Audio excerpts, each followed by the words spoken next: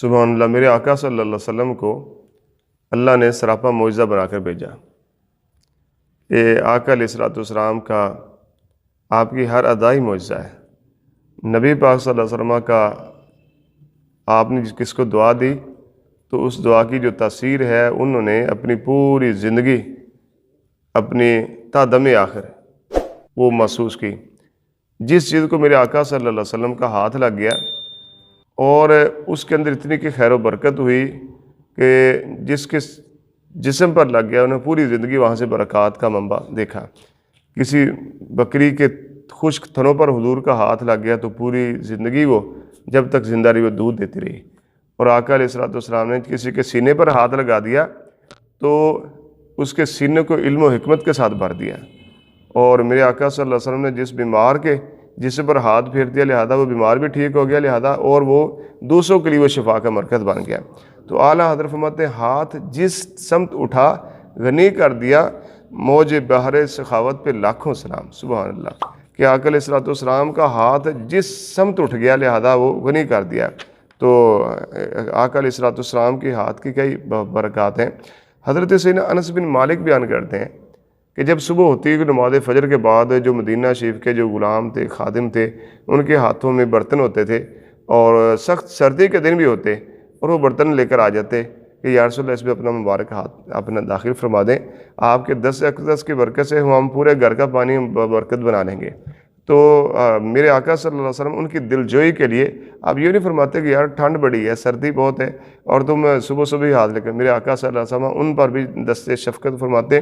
اور ان کے جو ڈول کے اندر ہے جو ان کا پانی کا برتن لے کر آتے اس میں اپنا ہاتھ مبارک داخل فرما دیتے تاکہ ان کے لیے وہ پانی جو برکت کا جو منبع بن جائے اور اس سے وہ برکات حاصل کریں۔ حضرت سیدنا زیال بن عبید رضی اللہ تعالیٰ عنہ بیان کرتے ہیں کہ ایک مرتبہ ان کے والد صاحب ان کو حضور کی بارگاہ میں لے کر آئے تو عرض کی یا رسول اللہ یہ میرے بیٹے کے لیے دعا فرما دیں۔ تو نبی پاک صلی اللہ علیہ وسلم نے محبت کے ساتھ کرم نوازی فرماتے اپنا جو ہاتھ تھا حضرت زیال بن عبید کہتے ہیں تو حضرت حنظلہ رضی اللہ تعالیٰ کو لے کر ان کے والد ہیں۔ تو حضرت حنظلہ کہتے ہیں کہ نبی پاک صلی اللہ علیہ وسلم نے اپنا مبارک ہاتھ آپ کے سر پر پھیرا اور ساتھ حضور نے دعا دی بارک اللہ فیکا کہ اللہ تجھے برکت دے۔ تو حضرت حنظلہ رضی اللہ تعالیٰ آپ پھر کو اللہ نے کیا برکتیں دی ذرا سماعت فرمائیے۔ تو حضرت زیال بن عبید کہتے ہیں میں نے دیکھا کہ لوگوں میں سے جب کسی کو کوئی تکلیف ہو جاتی، کسی کا چہرہ سوج گیا ہے یا کسی جسم میں کوئی تکلیف ہو گئی ہے یا کسی کو کوئی جانور کو مثلا ہے اونٹنی کو، گائے کو، بکری کو اس کے تھن سوج گئے ہیں، کوئی تکلیف ہو گئی تو وہ جانوروں کو حضرت حنظلہ کے پاس لے آتے، یا کسی کو خود کسی شخص کو تکلیف ہوئی تو وہ بھی حضرت حنظلہ کے پاس آ جاتا ہے۔ تو حضرت حنظلہ رضی اللہ تعالیٰ آپ کیا کرتے تھے تو اپنا جو تھوک مبارک تھوڑا سا وہ ہاتھ پر لگاتے اور بسم اللہ شریف پڑھتے اور اپنے ہاتھ کو اس جگہ پہ سر پہ رکھتے جہاں پہ نبی پاک صلی اللہ علیہ وسلم نے اپنا ہاتھ مبارک حضرت حنظلہ کے سر پر پھیرا تھا۔ تو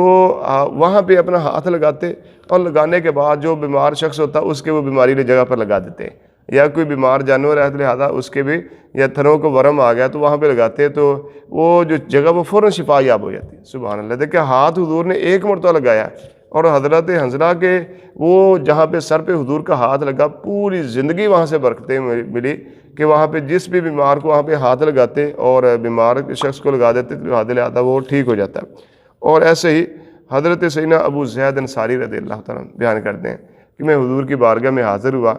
تو نبی پاک صلی اللہ علیہ وسلم نے آپ نے فرمایا کہ زید میرے قریب آ جاؤ، تو آپ قریب ہوئے تو آقا علیہ الصلوۃ والسلام نے آپ نے نظر کرم فرماتے حضرت ابو زید انصاری کے سر پر ہاتھ پھیرا اور ان کی داڑھی مبارک پر ہاتھ پھیرا۔ تو حضرت ابو زید انصاری رضی اللہ تعالیٰ کہتے ہیں اور ساتھ حضور نے دعا دی کہ باری تعالیٰ ان کی تو ان کو زینت بخش دے اور ان کے حسن و جمال کو قائم رکھنا، یہ میرے آقا صلی اللہ علیہ وسلم نے دعا دی۔ تو حضرت ابو زید انصاری کہتے ہیں کہ میری 100 سال عمر ہو گئی کہ حضور نے میری داڑھی پر ہاتھ پھیرا تھا، میرے سر پر ہاتھ پھیرا تھا، تو نہ تو 100 سال کی عمر ہو کر بھی میرے سر میں کوئی بال سفید آیا نہ میری داڑھی میں سفید بال آیا۔ اور کہتے ہیں کہ پھر حضور نے جو دعا دی کہ اللہ ان کی زینت کو سلامت رکھنا، ان کے حسن و جمال کو قائم رکھنا،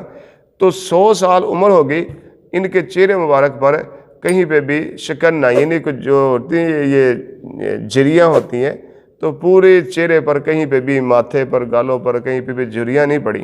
یہ میرے آقا، ان کا چہرہ بھی بڑا خوبصورت اور تابناک رہا، اور لہذا سر بھی سیاہ رہا، اور جو داڑھی مبارک اس کے بھی جو بال ہیں سارے کے سارے سیاہ رہے ہیں۔ یہ میرے آقا صلی اللہ علیہ وسلم کے ہاتھ کی برکت ہے کہ جہاں پہ حضور کا ہاتھ لگ گیا کہ 100 سال کی عمر ہو کر بھی وہاں پہ کوئی بال سفید نہیں ہوا۔ سبحان اللہ، کیا ہی بات ہے۔ حضرت ابو ہریرہ رضی اللہ تعالیٰ عنہ بیان کرتے ہیں کہ ایک مرتبہ میں تھوڑی سی کھجوریں نبی پاک صلی اللہ علیہ وسلم کی بارگاہ میں لے کر آیا، اور وہ کھجوریں میں نے ایک توڑے کے اندر، ایک جھولے کے اندر ڈالی ہوئی تھی، تو عرض کی یا رسول اللہ صلی اللہ علیہ وسلم، یہ میرے پاس کھجوریں ہیں، حضور اس پہ برکت کی دعا فرما دیں۔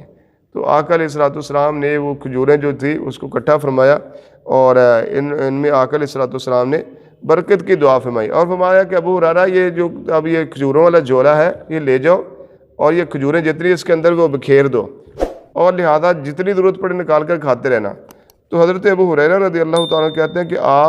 میں نے